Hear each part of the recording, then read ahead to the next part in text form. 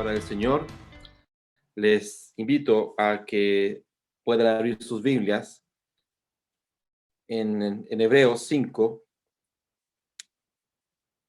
Vamos a leer del verso 11 al 14.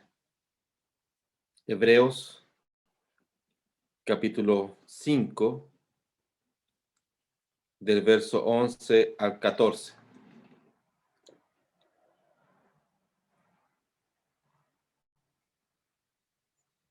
Dice así la palabra del Señor. Acerca de esto tenemos mucho que decir y difícil de explicar, por cuanto os habéis hecho tardos para oír. Porque debiendo ser ya maestros, después de tanto tiempo, tenéis necesidad de que se os vuelva a enseñar cuáles son los primeros rudimentos de la palabra de Dios. Ya habéis llegado a ser tales que tenéis necesidad de leche y no de alimento sólido. Y todo aquel que participa de la leche es inexperto en la palabra de justicia, porque es niño. Pero el alimento sólido es para los que han alcanzado madurez, para los, para los que por el uso tienen los sentidos ejercitados en el discernimiento del bien y del mal. Amén. Oremos. Dios bendito, te damos gracias, Padre, por este tiempo. Gracias, Padre, por tu palabra. Gracias, Señor, por la bendición que tenemos de ser tus hijos y de escuchar tu voz. Gracias, Padre, porque es tu misericordia la que nos permite tener esta bendición de poder reunirnos para escuchar tu voz. Padre, que así como cantábamos, nuestro corazón esté tranquilo porque aunque la higuera no florezca y en las vidas haya frutos, nuestro gozo está en que eres nuestro Salvador. Te alabamos, te damos toda la gloria a ti, Padre, en nombre de Jesús. Amén.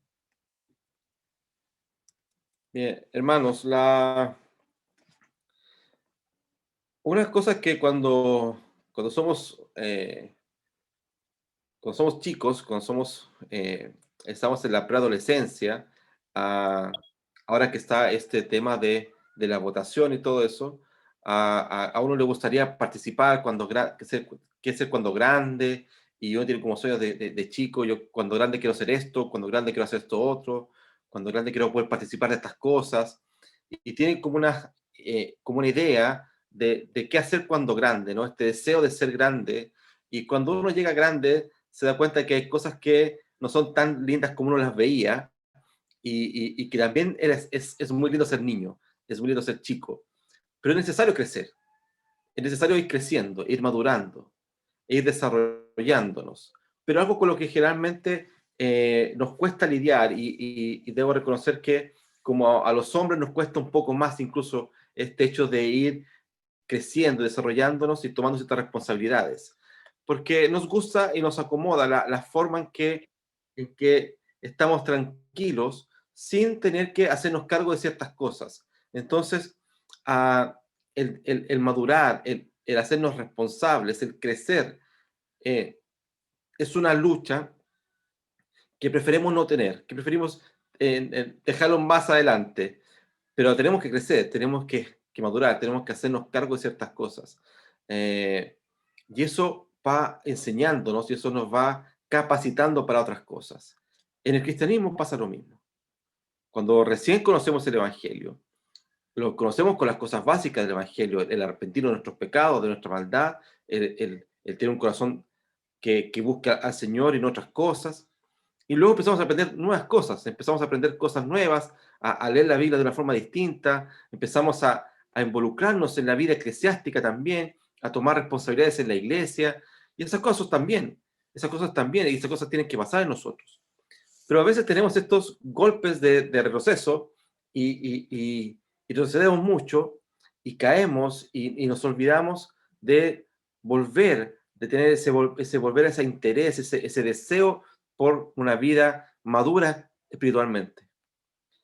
El escritor de los Hebreos le habla a unos hermanos que están pasando por esa crisis, que ya debiendo estar firmes en la fe, que ya debiendo, por los años que ellos ya han llevado, tener claridad con respecto a lo que está pasando, empiezan a retroceder, empiezan a tener que de nuevo explicarles todo de nuevo. De hecho, si ustedes ven el versículo 11, dice que todo esto pasa por cuanto os habéis hecho tardos para oír. Comienza con cómo comienza a retroceder, a adelgazarse mi relación con el Señor y cómo empiezo a tener procesos de inmadurez espiritual, es porque empiezo a alejar de la voz de Dios. Es interesante esto porque cada vez que nos alejamos más y más de la voz de Dios, que nos alejamos más de lo que Dios es, que nos alejamos más de su comunión, lo que empieza a pasar entonces es que empezamos a retroceder, a retroceder, a retroceder y cada vez más irnos más atrás. ¿Por qué? Porque estamos teniendo una relación seria, una relación eh, firme, una relación que realmente muestra una relación íntima con Dios. Entonces, el primer conflicto empieza a pasar cuando empezamos a dejar de escuchar la voz de Dios. Y a todos nos pasa que nuestros procesos de cristianismo, cuando empezamos a desarrollarnos, empezamos a crecer, queremos escuchar más de Dios, queremos leer más la Biblia, queremos estudiar más, queremos conocer más. Hoy ya tenemos muchos elementos para eso. Tenemos libros, tenemos las redes, tenemos internet, donde podemos ver videos muy interesantes. Pero al parecer empezamos como a acostumbrarnos un poco a esto, a tal punto que empezamos a perder un poco interés de estas cosas. Entonces la voz de Dios ya no está tan presente, ya no está tan firme en nuestras vidas, ya es una voz que comenzamos a escuchar casi que de lejos y la necesidad de volver a escuchar la voz de Dios para que no nos perdamos en nuestra madurez espiritual. Nosotros debemos que empezar a reconocer más de Dios. Mira lo que dice el versículo 12, porque debiendo ser ya maestros, después de tanto tiempo, tienes necesidad de que os vuelva a enseñar cuáles son los propósitos, los primeros rudimentos de la palabra de Dios. Y habéis llegado a ser tales que tenéis necesidad de leche y no de alimento sólido. El escritor de los Hebreos tiene una crítica a los hombres y mujeres que están escuchando. Ustedes ya, por el tiempo que llevan en el Evangelio, ya debieran ser los maestros, ya debieran ser los que están a cargo de otros, ya debieran ser los maestros, no en el sentido de doctores, de gente muy elevada, sino que si ya conocen, ustedes debieran ser los que debieran enseñar a otros. Ustedes no debieran ser los enseñados, sino que ustedes debieran ser los que enseñan a otros. Porque lo maravilloso de las escrituras y lo maravilloso de una iglesia comunitaria es que todos somos responsables de todos. El que ya lleva más tiempo es responsable de otro. No es que solamente hay uno, solamente el caso aquí el pastor es el responsable de enseñar a todos. No, ya con mi vida espiritual, con mi testimonio cristiano y con mi conocimiento de escuchar la voz de Dios y de mi relación con las escrituras, debo hacerme cargo de otro. Debo de cuidar de otro. Esa es la gracia del discipulado. No, el discipulado no significa 5 pasos para esto, 8 pasos para esto otro. No, significa caminar con la persona y en ese caminar con la persona voy enseñando y voy hablando acerca de las escrituras con esa persona, pero no siempre puedo ser el discípulo. También tengo que pasar a ser maestro en algún momento. Y el problema de la iglesia era ese. Todos están siendo discípulos, están todos siendo ahí como oyentes y ya era necesario que tú fueras maestro, que ya tú dejaras de escuchar también para empezar a enseñar. Y eso significa tomar responsabilidades, eso significa tomar en serio el Evangelio, y eso es lo que a veces no nos gusta, cuando se pone seria la cosa, cuando hay que tomar responsabilidades. Es algo que luchamos y que luchamos mucho con eso de hacernos responsables de ciertas cosas. Y la vida cristiana nos enseña que no podemos pasar siempre siendo discípulos y también debemos pasar a ser maestros, a enseñar a otros. Pero no desde, como digo, no desde la cátedra doctoral de una sistemática.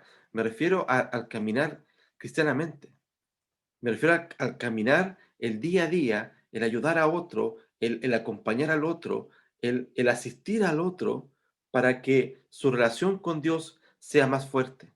Para eso es que han sido tardos para oír, hoy día sean prontos para oír, hoy día tengan deseo de oír más.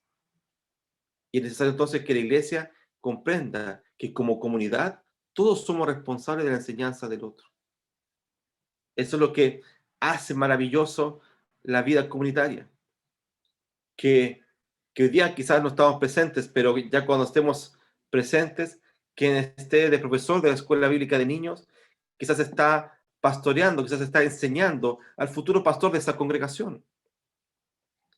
Todos nosotros somos responsables. Eso es lo lindo también del bautismo, en el que nos hacemos responsables, toda la congregación, del cuidado espiritual también de ese niño, en que oramos por él y en que nos comprometemos a enseñarle en las escrituras el camino del Señor. Así que tenemos una responsabilidad comunitaria con respecto a la madurez cristiana. Ahora, ¿cuáles son las implicancias de esto? Eso es lo que quiero compartir hoy día con ustedes. La madurez espiritual. ¿Qué significa ser maduro espiritual y para qué aplica la madurez espiritual? Mira el versículo 13: y todo aquel que participa de la leche es experto en la palabra de justicia porque es niño. La madurez espiritual nos permite a ti y a mí a ser conocedores de la palabra de Dios. La madurez espiritual nos ayuda a conocer más de la palabra de Dios.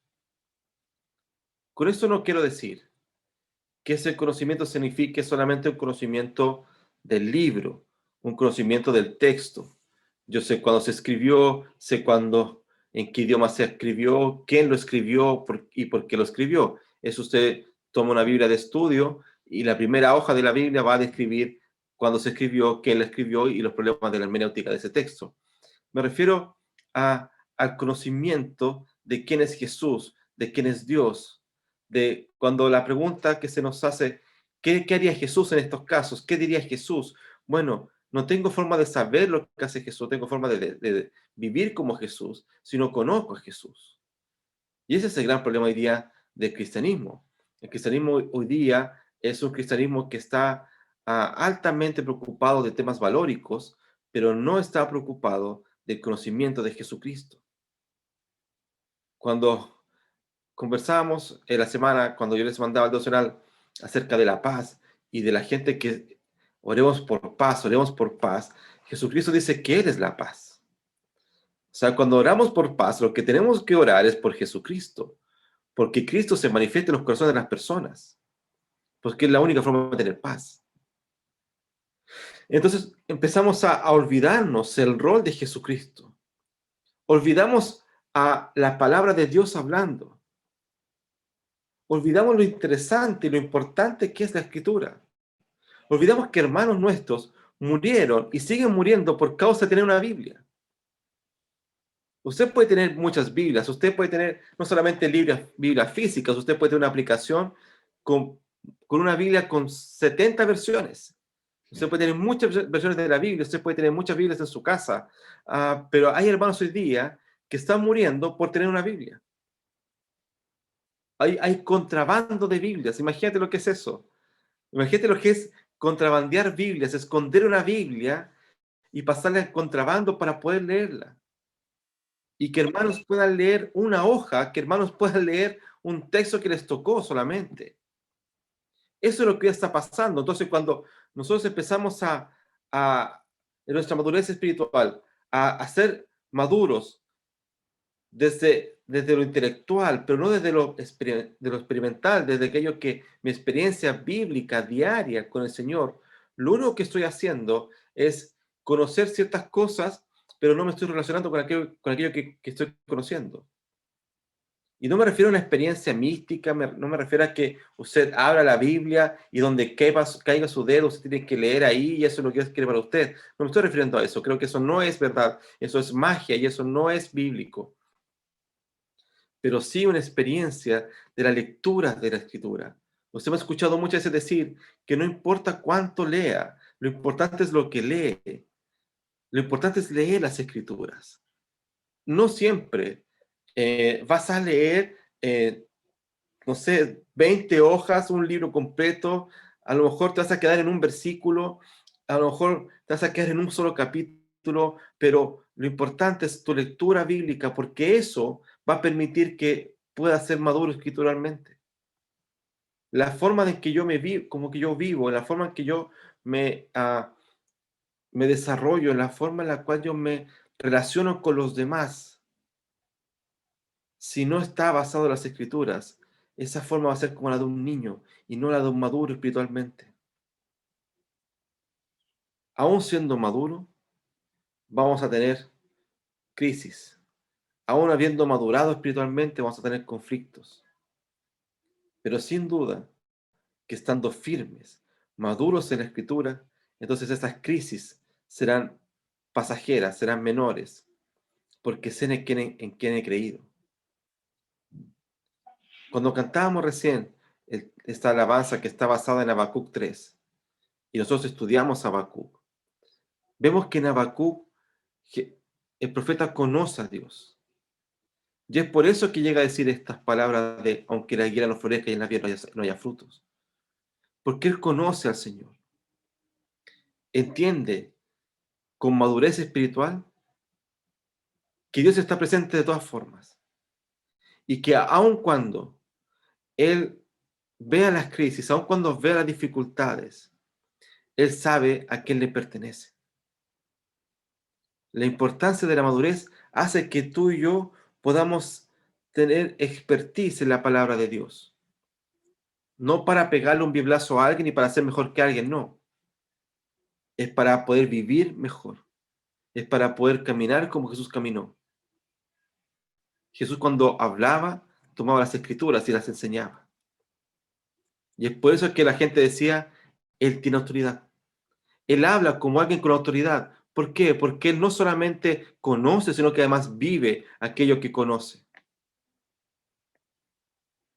Qué importante es para ti y para mí vivir, conocer las escrituras y vivir según lo que conocemos. Si no, no seremos cristianos fieles. No cristianos buenos o malos. Seremos cristianos infieles, porque no estamos viviendo como Jesús vivió. Una madurez cristiana, una madurez espiritual, se basa primero en un conocimiento y una experiencia viva de las Escrituras. Luego mira el versículo 14.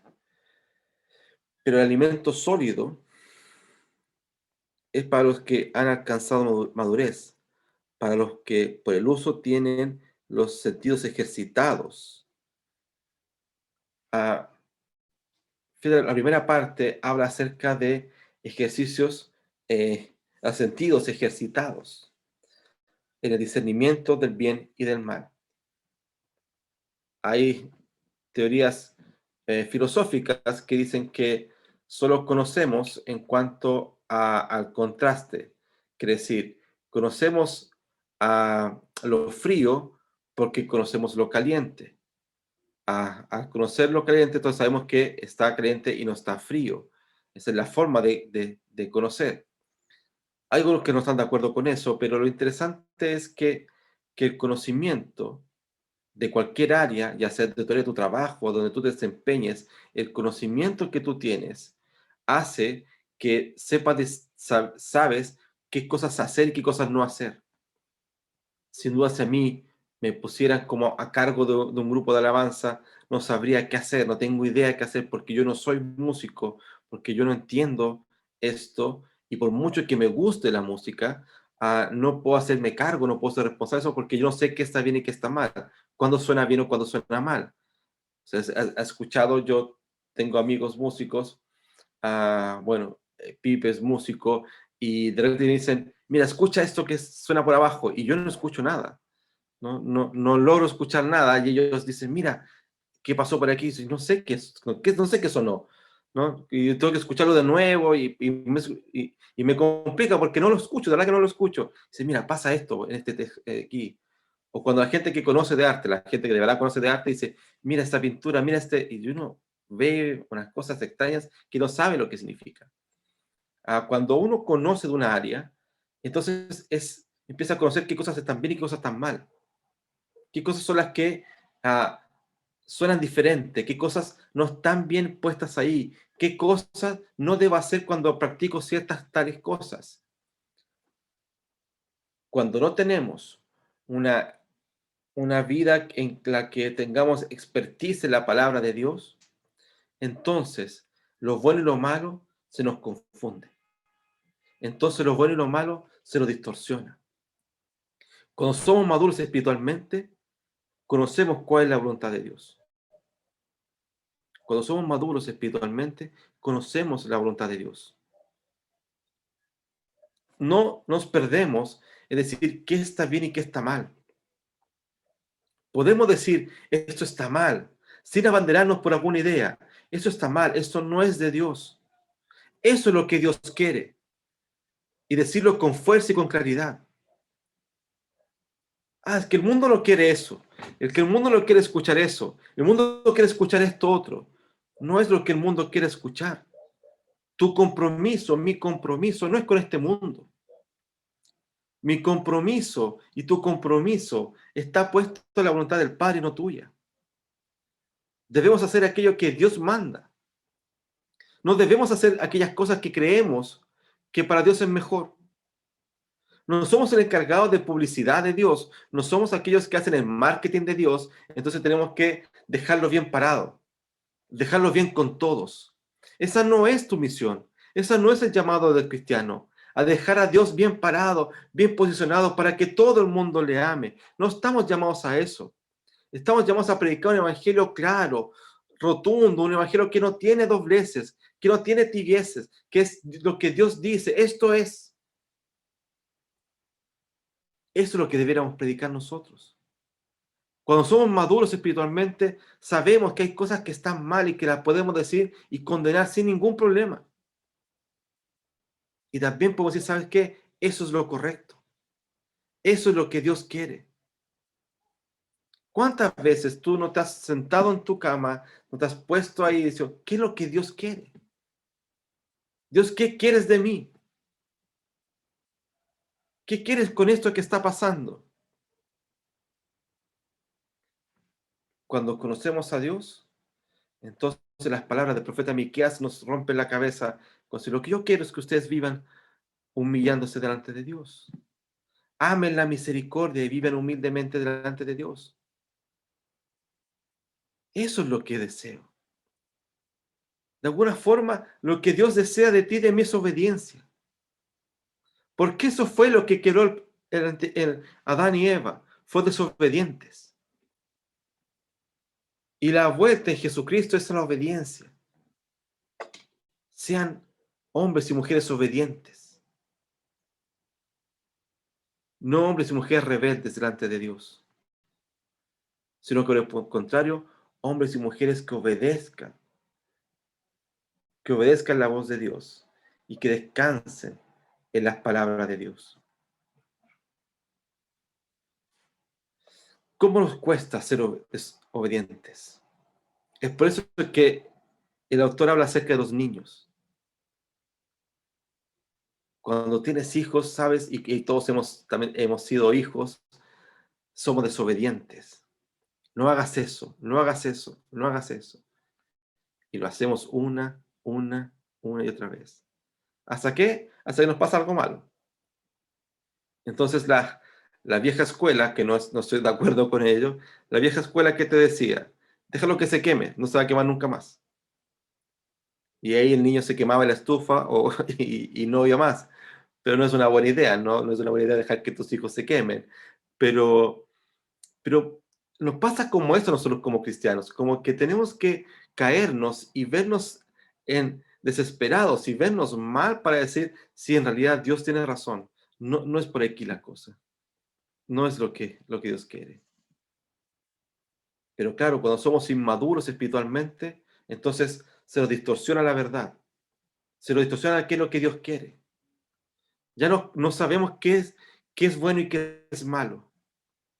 No sabemos hasta qué punto nuestros ídolos se han puesto por sobre la palabra de Dios.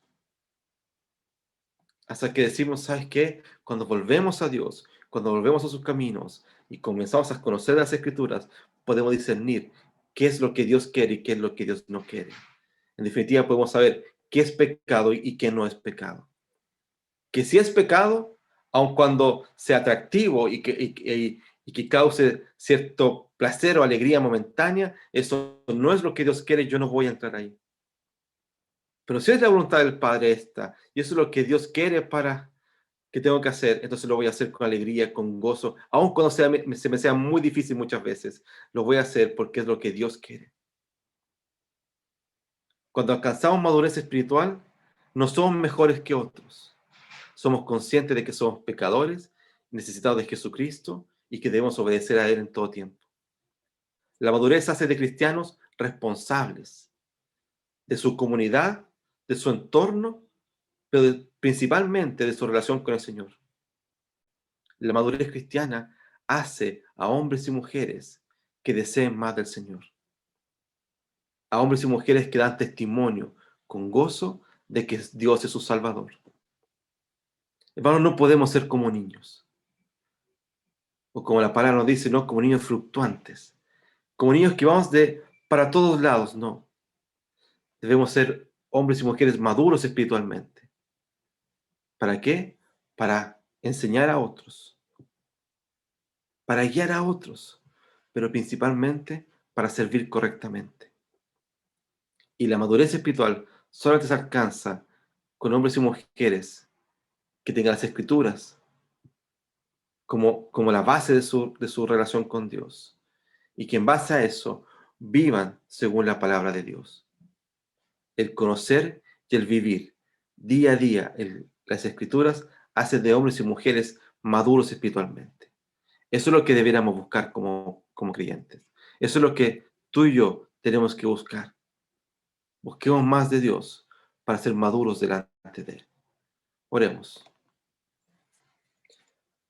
Dios, Dios y Padre Celestial, eterno Señor, te damos gracias por este tiempo y gracias, Padre, por tu palabra. Gracias, Señor, porque podemos reconocer nuestra maldad, nuestro pecado, reconocer que somos inmaduros, Señor, y que tantas veces llevamos la vida según a nosotros nos parece. Perdónanos, Padre, por ser tardos para oír tu palabra.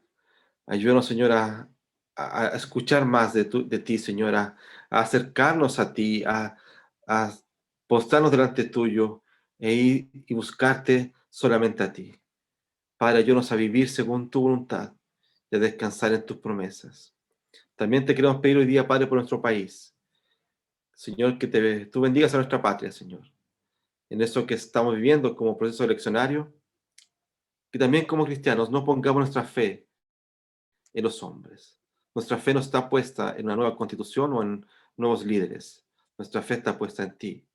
Pero también sabemos, Señor, que tú tienes pleno control y soberanía sobre nuestro país y que sea que gane, sea lo que sea que pase, es tu voluntad puesta ahí, Señor. Te pedimos que, sobre todo nuestros líderes, aquellos que están trabajando, Señor, primeramente te conozcan a ti, Señor, y que conozcan a ti, ellos puedan servir a un país y puedan pensar en un país que te glorifique a ti, que busque más de ti. Padre eterno, te damos gracias, Señor, y descansamos en tus promesas. Gracias, Padre, por tu abrazo diario. Gracias, Padre, por la experiencia diaria y maravillosa de tu palabra. Jehová te bendiga y te guarde.